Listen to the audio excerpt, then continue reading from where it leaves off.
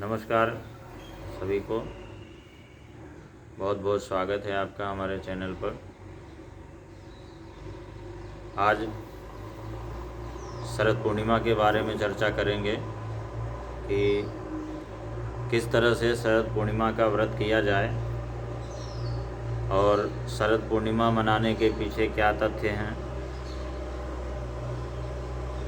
और अगर किसी को कोई व्यवसाय से संबंधित परेशानी है, धन से संबंधित परेशानी है, आर्थिक परेशानी, तो वो कैसे पूर्णिमा के दिन क्या करके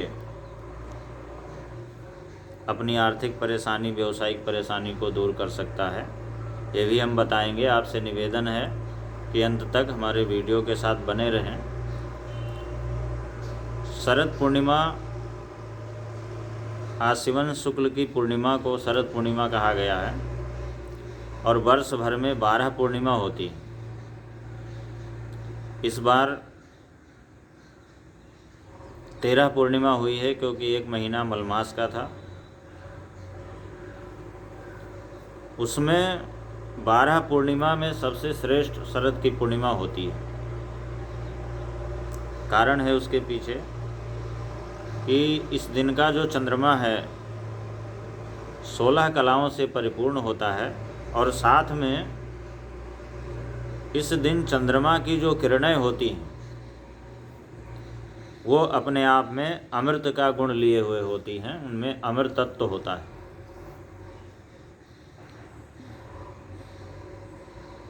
और भी कई सारे कारण हैं।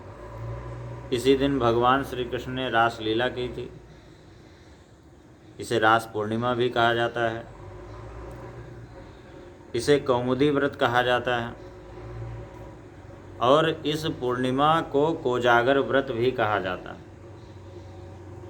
और कोजागर व्रत क्या है ये हम आपको विशेष रूप से बताएंगे कि इसको कैसे, इसका नाम पड़ा और क्या इसका कार्य है, किस तरह का है। तो इसलिए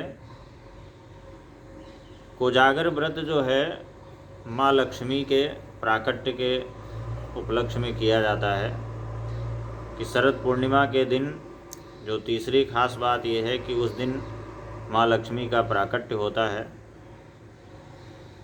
ये कहा गया है शास्त्रों में कि भगवान विष्णु से 26 दिन पूर्व ही माँ लक्ष्मी जागृत हो जाती हैं और जब जागृत हो जाती हैं तो शरद पूर्णिमा की रात को वो पृथ्वी लोक पर भ्रमण करती हैं और जो उस समय रात्रि में जाग रहा होता है, जागरण कर रहा होता है, उसे देख करके उससे प्रसन्न होकर के उसको धन धान्य से परिपूर्ण कर देती हैं। इसीलिए इस व्रत का नाम कोजागर व्रत भी है। कोजागर जो शब्द बना है वो संस्कृत शब्द से बना है, कोजागृति। कोजागृति से कोजागर हुआ है। तो माँ लक्ष्मी जी ये देखती हैं कि कौन जाग रहा है और जागते हुए व्यक्ति को धन धान्य से परिपूर्ण करती हैं। ये भी बहुत एक अहम कारण है इस पूर्णिमा के पीछे और इसीलिए इसका नाम कोजागर व्रत रखा गया है। और इस दिन पूर्णिमा का जो चंद्रमा होता है अमृत की खूबी से परिपूर्ण होता है, 16 कलाओं से परिपूर्ण होता है।